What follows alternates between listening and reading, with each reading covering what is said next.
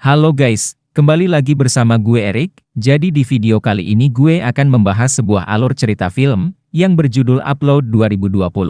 Film ini menceritakan kehidupan orang-orang yang mengunggah kesadaran mereka sebelum meninggal dunia dan menguploadnya ke dalam alam baka digital. Di sini kita akan membahasnya dari season 1 ya, episode 1 sampai episode 10. Jadi, bagaimanakah kisah lengkapnya? Oke, langsung aja kita masuk ke dalam alur cerita filmnya. Series dimulai di sebuah kota di masa depan, di mana banyak hal udah serba futuristik, mulai dari orang yang bisa bikin makanan dan minuman secara cepat dengan printer 3D, HP yang udah berbentuk hologram, pesawat drone di mana-mana, sampai mobil yang berukuran lebih kecil dari biasanya dan berbentuk bulat. Di kota masa depan itu, hidup seorang pria bernama Nathan, yang merupakan seorang programmer yang lagi mengerjakan sebuah aplikasi yang mantap, bersama dengan rekannya bernama Jamie. Suatu hari, Nathan lagi dalam perjalanan ke rumah ibunya untuk acara keluarga, dengan menggunakan mobil dalam mode otomatis yang udah dilengkapi sama teknologi AI, atau udah ada asisten pribadi di dalam mobilnya gitu. Ketika Nathan mulai merasa bete dengan banyaknya mobil-mobil di depan, dia menyambungkan stick game ke mobilnya, dan dia pun mengontrol mobilnya layaknya seperti main game. Tapi ini membuat dia ketahuan ngebut-ngebutan, jadi seorang polisi cakep di dalam drone meminta Nathan untuk menepi, yang membuat Nathan harus berbohong kalau ini adalah kesalahan asisten mobilnya. Ini diakui si asisten, yang membuat si polisi menjadi yakin, dan akhirnya Nathan pun gak jadi kena tilang. Namun sebelum pergi, Nathan mau kenalan sama si polisi cakep, tapi AI-nya mengingatkan kalau Nathan udah punya pacar bernama Ingrid, yang udah sampai di rumah ibunya Nathan. Setelah makan-makan dalam acara keluarga, Nathan bermain bersama keponakannya, dan jalan-jalan bersama Ingrid dengan mobil mereka masing-masing. Di saat itu Nathan diminta untuk main ke rumahnya Ingrid, jadi Nathan pergi ke supermarket, untuk membeli beberapa makanan untuk mereka berdua, sementara Ingrid akan menunggunya di rumah. Ketika dalam perjalanan ke rumahnya Ingrid, Nathan menyadari di depannya ada truk yang lagi parkir. Oleh karena itu dia bertanya ke asisten mobilnya apakah melihat truk itu, yang dijawab enggak sama dia. Ini membuat Nathan menjadi panik, karena mode mobilnya lagi dalam berkendara secara otomatis, dan anehnya gak bisa diganti menjadi mode manual ataupun rem. Alhasil Nathan gak punya waktu untuk menghindari truk itu, dan akhirnya mobilnya pun tukeran sama si truk. Nathan kemudian dibawa ke rumah sakit, di mana dia diberitahu kalau kondisinya lagi sekarat, dan kondisi organ vitalnya menurun. Jadi para perawat terancam bakal kehilangan Nathan, tapi ada satu cara yang mantap untuk orang tetap bisa hidup, yaitu mengirimkan pikirannya ke dalam alam baka digital yang disebut upload. Dengan berada di alam baka digital, orang masih bisa untuk menikmati situasi dan kondisi seperti dunia nyata, dengan lebih mantap tentunya. Namun jika orang itu udah meninggal, orang itu udah gak bisa mengirimkan pikirannya ke dalam alam baka digital, oleh karena itu harus dikirim sebelum meninggal, mirip-mirip kayak asuransi gitu. Mengetahui ini, Ingrid meminta ke para perawat untuk Nathan dikirim ke alam baka digital, tapi Nathan masih merasa gak apa-apa akan kondisinya, jadi Ingrid meminta untuk jangan memaksakan diri.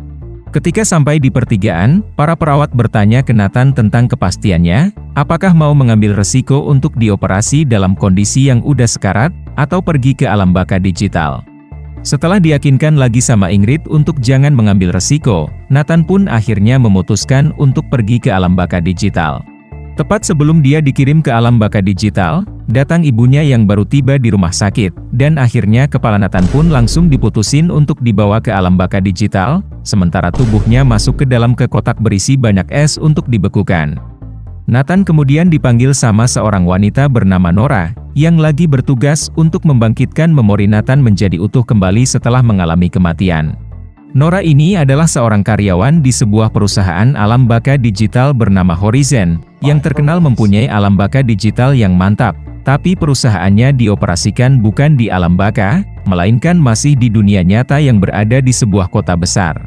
Horizon sendiri adalah salah satu pilihan dari berbagai alam baka digital yang ada di dunia, jadi orang bisa memilih mau ditempatkan di alam baka digital mana sebelum meninggal.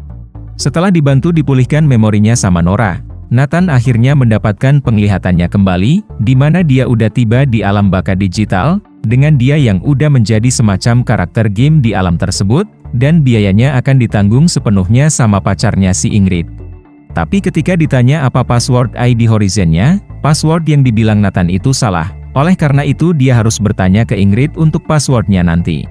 Nathan lalu dijelaskan kalau dia sekarang tinggal di sebuah hotel mantap yang berlantai puluhan ribuan, dan dia ditempatkan di lantai 10.500, namun yang akan dilihat dia dari luar cuma berlantai beberapa aja, supaya gak membuatnya pusing.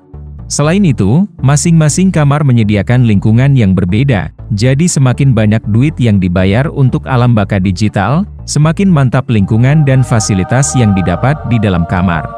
Tiba-tiba, Nathan langsung merasa sedih dengan dia yang udah meninggal di dunia nyata, oleh karena itu Ingrid menyemangatinya untuk terus menjalani hidupnya, dan mungkin suatu hari nanti ada cara untuk mengembalikannya ke dunia nyata, karena tubuhnya dibekukan sama pihak rumah sakit.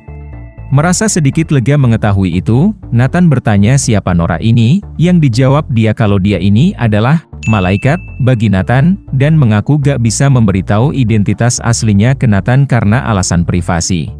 Mulailah Nathan menjalani hari pertamanya di alam baka digital, tapi dia lagi-lagi kembali mengsedih, yang diketahui Nora kalau Nathan gak bisa tidur setelah capek mengalami kematian.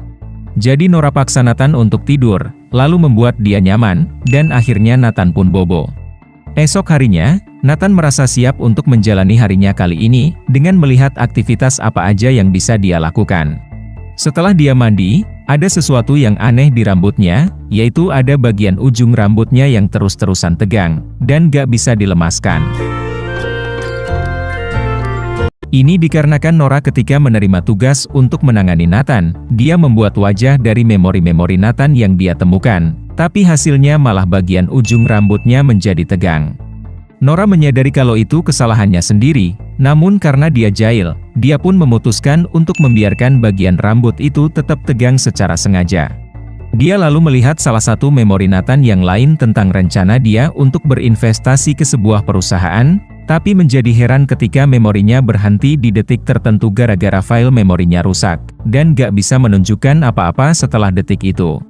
Jadi Nora memutuskan untuk menaruh file-file error itu ke sebuah folder khusus, sebelum memulai file memori Nathan ketika masuk ke rumah sakit. Nathan kemudian memeriksa situasi kamar yang dia dapat, di mana dia melihat suruhan untuk mengayunkan tangannya ke kiri untuk melihat beberapa pilihan makanan dan minuman yang ada. Dia mau ambil secangkir kopi, namun gak bisa, karena ternyata harus mempunyai ID Horizon dulu dengan membelinya seharga hampir Rp50.000. Oleh karena itu Nathan memanggil malaikatnya, tapi tiba-tiba muncul seseorang, yang memberitahu kalau dia adalah salah satu malaikat yang lagi bertugas saat ini, karena sekarang bukan waktu kerjanya Nora. Si pria bilang kalau dia menggunakan alat VR untuk bisa masuk ke dalam alam baka digital, jadi dia bisa berinteraksi secara langsung ke para tamu yang membutuhkan bantuan.